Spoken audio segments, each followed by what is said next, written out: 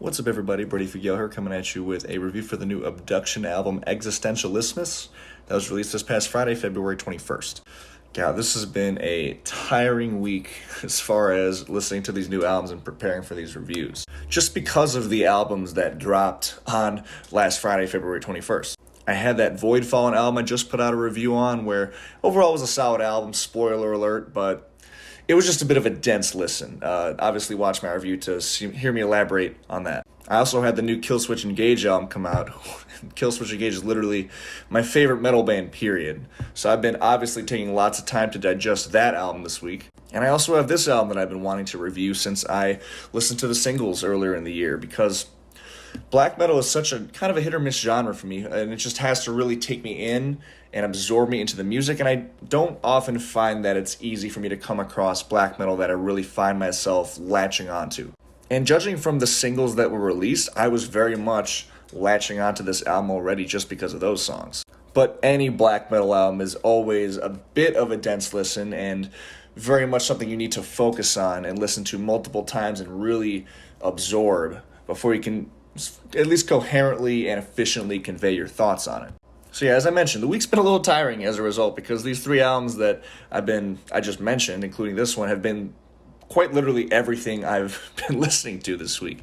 Or since Friday is kind of what I mean. Like, seriously, I love talking about music, which is why I do these reviews, but there's a lot of work that gets put into this. The actual recording and editing part isn't that bad. It's just the preparing by listening to these albums over and over and over again.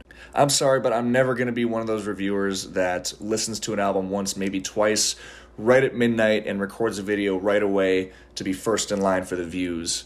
Because you need to spend at least a little bit of time, at least a few days with an album minimum, to be able to fully convey your thoughts on it, at least most of the time. I need at least 2 days of active listening before I can feel ready to say anything about an album. But okay, enough with the chit-chat. Let's get into this album, Existentialismus. I do usually, though, like to avoid doing track-by-track reviews because, I don't know, it just feels a bit too structured for me. But for an album like this that is so dense, and given the backstory I just spent a minute and a half telling you guys, I kind of do want to go track-by-track with this album, because I just feel like I will have the best chance of saying what I want to say if I can just really knock out each song like that. The album opens with the track A Legacy of Sores, which I believe was the first single off of the album. When I first heard this song, I remember kind of thinking, okay, that exotic guitar intro is cool, but once you get past that, it's kind of more just your typical sort of paint-by-numbers black metal, which, I mean, isn't a bad thing.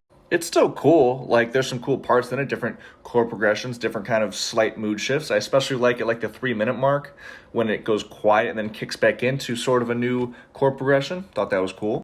But what really sent this song home for me is something that would become one of my favorite aspects of this album after listening to it the whole way through. It's that irresistibly catchy, but also still dark and moody sounding, black and roll riff that kicks in at the 4 minutes 55 second mark. Moments like that appear on several of the songs on this album and make for some of the most memorable parts on it. And they're not always kind of in that style of kind of black and roll like I mentioned with this song. Sometimes it's more of a groove metal influence or more of a thrash metal influence. Just these parts that depart from the typical kind of meandering black metal sections with the blast beats and the tremolo riffs. These parts with a bit more heaviness and groove to them overall. Elements like this are present most prominently on this track, Razors of Occam, and the song with the German title that I'm not even going to try to pronounce. So a huge win for Abduction on this song. Even after getting through that part and re-listening to it with the more typical black metal parts that take up the first 2/3 of the song, it instantly makes the whole song better, because it's more of a build-up rather than it just kind of flatlining.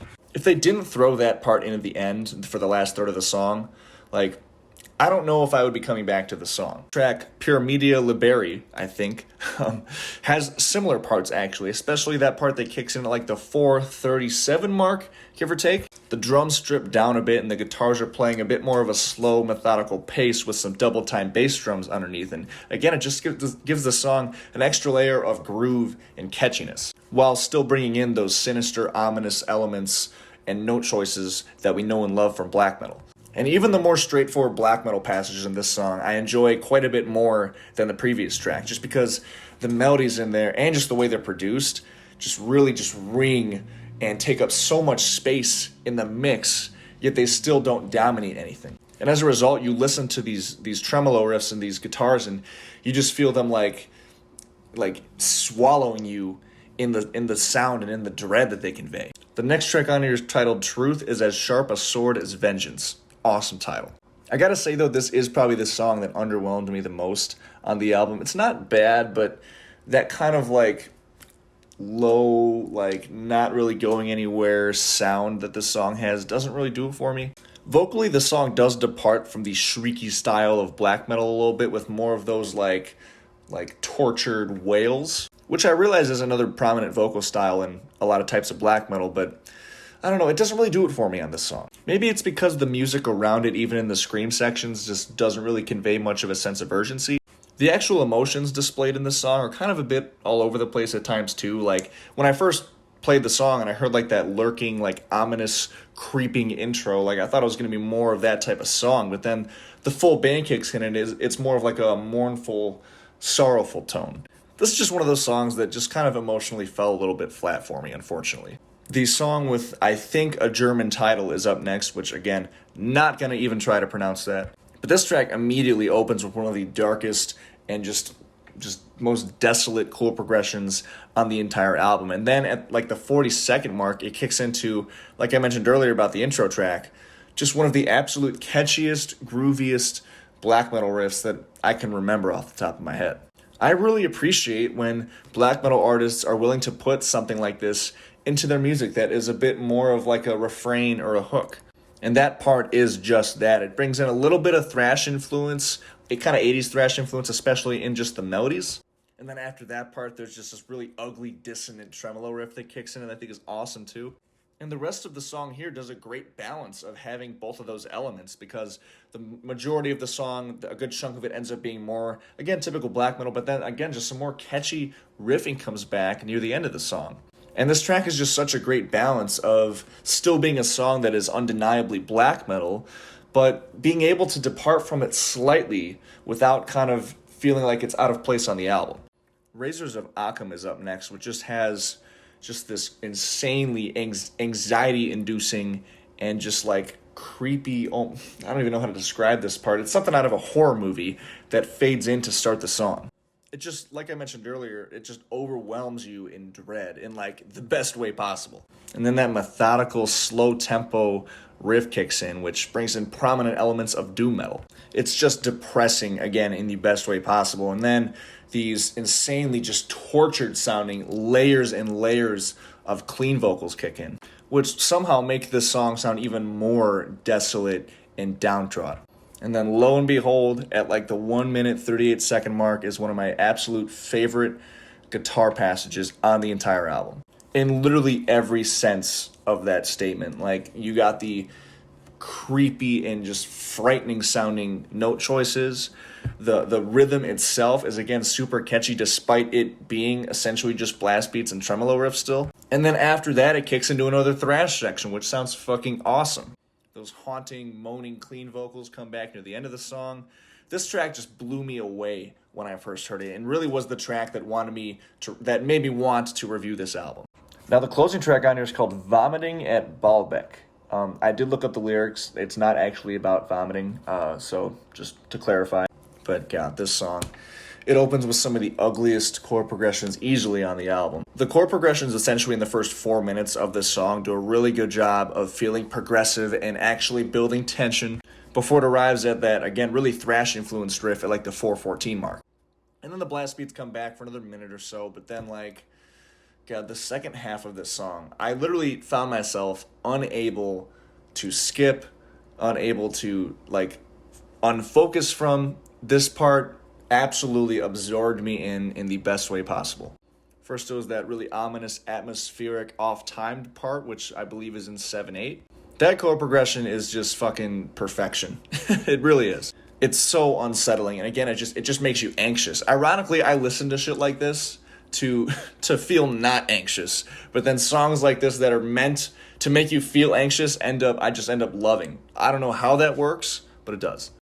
And then at like the 7:40 mark, it takes like a complete emotional 180 and starts sounding a little bit like triumphant. But that triumphant chord progression still has like subtle elements of dissonance in it. It makes for just this really interesting array of different emotions that actually works. It's quite literally this perfect combination of triumph and dread that are complete opposite feelings, but somehow just this chord progression makes me feel both at once. And that ending the song with that isolated chunky bass section was an awesome way to end the album. So guys, overall, this is a really good black metal album that I am honestly happy that I spent the extra time and the extra work and effort listening to so many times so I can review it. It's not perfect, and there are a few parts that feel pretty paint by numbers and don't stick out a whole lot, but there's a lot of really memorable parts on this album to more than make up for that. I also forgot to mention, I absolutely love the production on here. The guitar tone manages to be a little bit gritty and a little bit lo-fi, but still just be able to ring and take up, like I said earlier, take up so much of the space in the song, but still make every instrument sound clear and distinct. The drums also are like the perfect combination between lo-fi and clear, and the vocal production is equally as spacious as it is impactful. And all those elements combined just create this amazing atmosphere of sound on this album. And even though I may not be returning to the album as a whole, there are definitely some killer black metal songs on here that I'll probably be listening to the rest of the year. For all those reasons, this album gets a 23 out of 30 for me. As always, thank you guys very much for watching. Remember to hit the subscribe button for more rock and metal-related content. I got my Instagram, Spotify, and Threads links in the description of the video. Until next time, thank you guys again so much for watching. I'll see you guys later. Peace.